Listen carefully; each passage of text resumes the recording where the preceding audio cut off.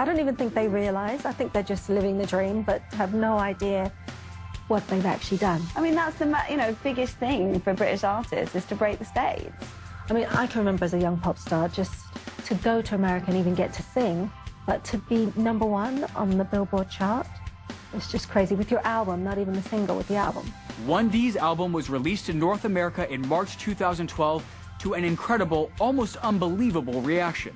It entered the US Billboard 200 and the Canadian Albums chart at #1, making One Direction the first ever UK group in history to debut at #1 with their debut album in both countries. I feel like the luckiest person on the world. I met her and I touched his hand.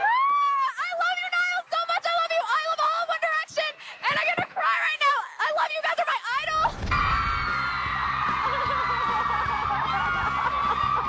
All girls want someone to go and scream after and wait, 18 hours outside the arena for. We're allowed to like them as well. They're not just for little girls. The boys immediately embarked on their promotional tour, which included the US and Australia. From New York to Sydney, teenage girls swarmed venues for a chance to meet their #1 idols. It was official. The boys from tiny villages in the UK countryside were now overnight pinup sensations. I don't think it's something that we will get used to, because we're just normal lads, and everything that's happening to us at the moment is amazing. Is it the first British band to have a #1 debut album ever? I think One Direction are going to be huge. I mean, they're already massive in America. They're great young lads. They're flying the flag for Britain, and we're all very proud of them. I think they are going to be a real force to reckon with.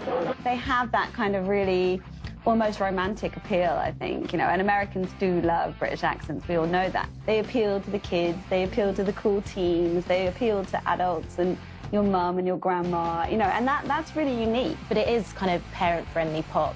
The mums and dads are happy for their, daughters kind of buy tickets to the shows and stuff and buy magazines with them on, because, the stuff they're singing about is kind of, really friendly. You can relate to it. There's not a lot of bands out there who are like those sort of people, and I think we need that. We need that sort of pop frenzy back. I think that's kind of fun.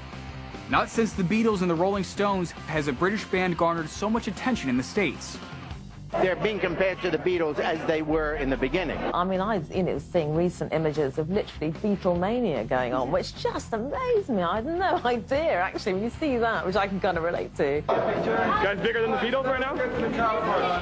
I think that it's time for another wave of Beatles to come through, so I'm really behind them and I'm rooting for them because I think that this generation needs that. Being compared to the Beatles is a lot to live up to, but connecting with fans is what keeps you on top. And it's so nice to be able to interact with them. So whereas when I was loving Backstreet Boys and Nick Carter, I mean, you didn't have that kind of interaction. You couldn't just talk to them, but now you kind of know that, they could possibly reply to you on Twitter. And again, they're just presenting a really, really refreshing sound and refreshing image, which pop music has kind of needed, I think. Really needed. Yeah. Yeah. And all good looking. I know, and as they grow up, they're just getting better looking. Great to see energy like that out of a young group, though, isn't it? All the young girls love them, but I'm so pleased to see them just taking off so well here and to hear everybody talking about them. It's been brilliant. Arrival at New York's JFK Airport, the press was waiting. From there, it was an endless schedule of interviews, signings, and appearances, including a spot on the Today Show, America's #1 rated morning program. Fans from all over the U.S. filled Midtown Manhattan for a glimpse of their favorite boy band from across the Atlantic. Interviews and events were not the only perk in their promotional tour. Many actors and artists wait years to make a debut or appearance on America's #1 comedy hour, Saturday Night Live. For the boys of 1D, this coveted experience came at the end of their promotional tour. Grinning their way through 2 of their hit songs and a memorable skit with actress Sofia Vergara of Modern Family, the boys were now on everyone's radar. After the vast success of their North American promotional tour, everybody wanted a piece of One Direction. I'm a fan of One Direction. I'm certainly very proud of the guys because, they've gone beyond all history. It's crazy what they're doing, like people saying they're the next Beatles or whatever. There's no compliment bigger than that. I really respect what they're doing. I'm very, very proud of the guys. They're 18, 19, they're my age. and Niall as well, is from Ireland. You know, he's doing Ireland great out here. And I mean, yeah, they're doing a fantastic job, and I'm very, very proud.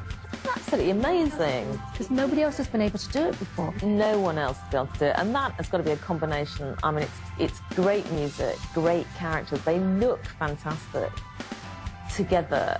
They're all cute in their individual way, and I guess, you know, America was just waiting for something like that to come onto their scene, and they've done amazingly well, really amazingly well out there. I think it's quite well timed, really, because obviously, you know, Bieber, who's every teeny bopper's sweetheart for the last, like, 4 or 5 years, he's coming of age now. He's going to be 18.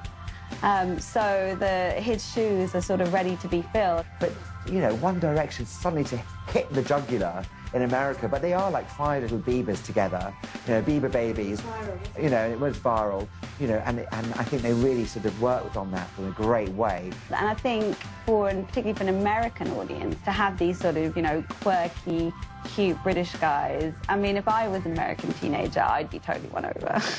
After exploring what NYC had to offer, it was time for the lads to cross the globe to Oz. Their arrival was a much-anticipated affair from Sydney to Perth. Cape Town, we love you!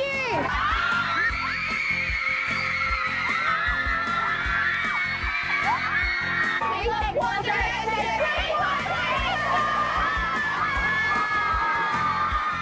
Hi, One Direction, I love you very much. You've changed my life, and please come to Perth because we love you.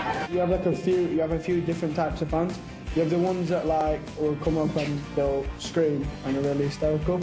Then you have the ones that are kind of like more chilled out, want to have a conversation with you, talk to you.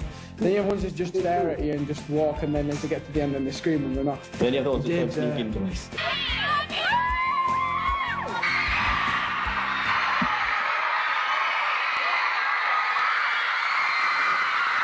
So much fun are these guys for you, do you think, cheering you? No, they're One Direction fans.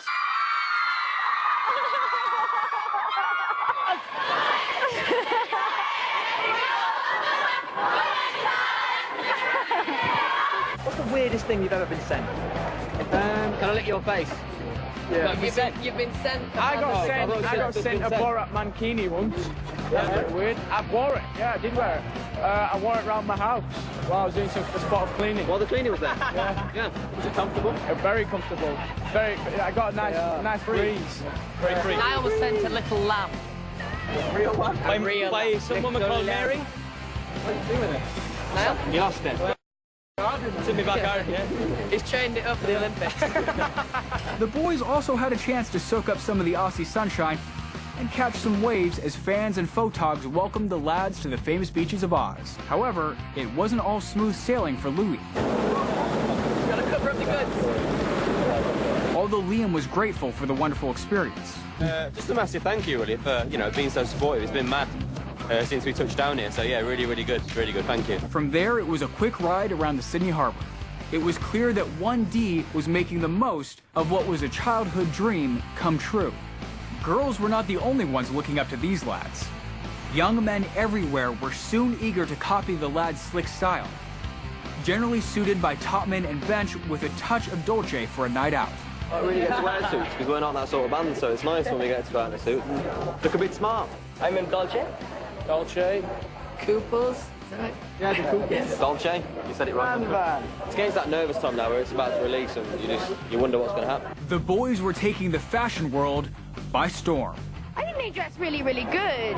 They really dress good. I remember because I interviewed them on the orange carpet for Nickelodeon Kids' Choice Awards, and I went out to dinner with Harry the night before, and he was discussing about what they wear because I was poking fun at him. And I'd be like, oh, do you coordinate your outfit? He's like, no, but I've got this wicked tie. And he was explaining about how half of it was, like, I think it was polka dots and the other half was like checks, and they're funny.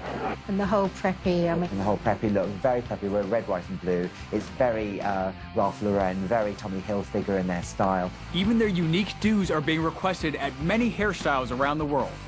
That's Louis, so it's quite sort of sleek and to the side. I do think, though, out of, if you said to me which one would be the next famous hairstyle, I'd say Harry's one would be. Once your style is copied, recognition from your celebrity peers is not far behind.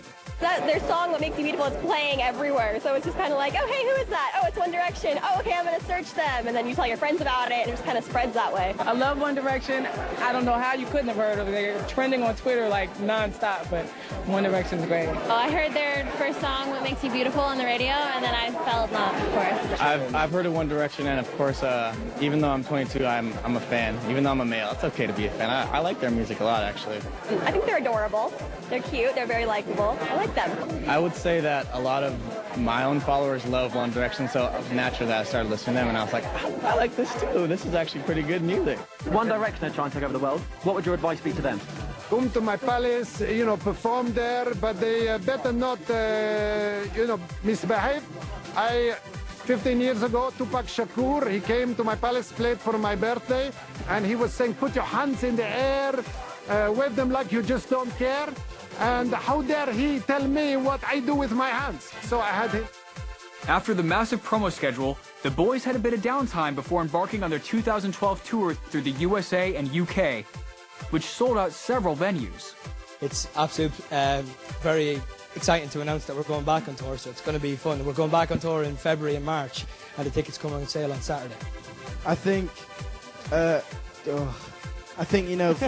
we're 18, 19, 20 years old. Like, people like us don't get to what we're doing very often, and we just feel so grateful to, all the fans who've put us where we are, all the radio, music channels who've helped us along the way, and we're just so grateful to have this massive opportunity, and we're having fun and working hard. Hopefully it keeps going. And if you could snog any artist in the room tonight at the Brits, Adele. who would it be? Niall Horan.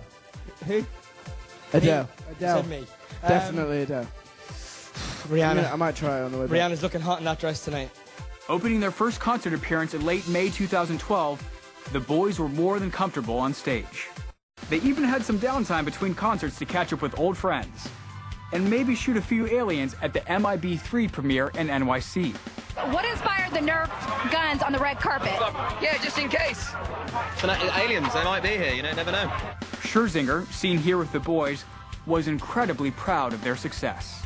Are you proud of the little boys that have turned into men? I just told them, I said, I'm so proud of you guys, I can't believe it. But, when you have a mind like mine and you knew that it would work and you put them all together. You're a musical genius. I'm not going to take credit, but I'm going to take credit. Aside from Will Smith's excitement regarding the release, it had been nearly a decade since the last installment, and even longer since the first Men in Black. How's it feel to bring Agent J back? What's it mean to you to bring this iconic character back to the big screen? Yeah, this is our third time out in 10 years since the second movie. For me, it's like a real signature of my career. This character, and Tommy Lee Jones, and now with the new kid, Josh Brolin. I just think that Star Wars for me was the movie that my entire career I've been trying to chase, and I think this movie is the closest I've ever gotten. Aliens, how many have you killed aliens in your life? Oh no, I gotta make a count. I haven't even made count on that one, man. This one's an ugly one? I just keep taking them down. I just take them down. It had been so long that our 1D lads were just toddlers when Smith first tried. However, it was obvious that the first thing on the minds of 1D was not the movie they were about to see. How you doing? What's going on, mate? Not too much, buddy. Just got in to watch this movie. Can't wait. How you doing, champ? All right, how are you? How are the American women? Amazing. They're very polite. With all the special attention centered around the band, one has to wonder if their success will be long-lived or fizzle out with some of the time-fickle nature of the music industry.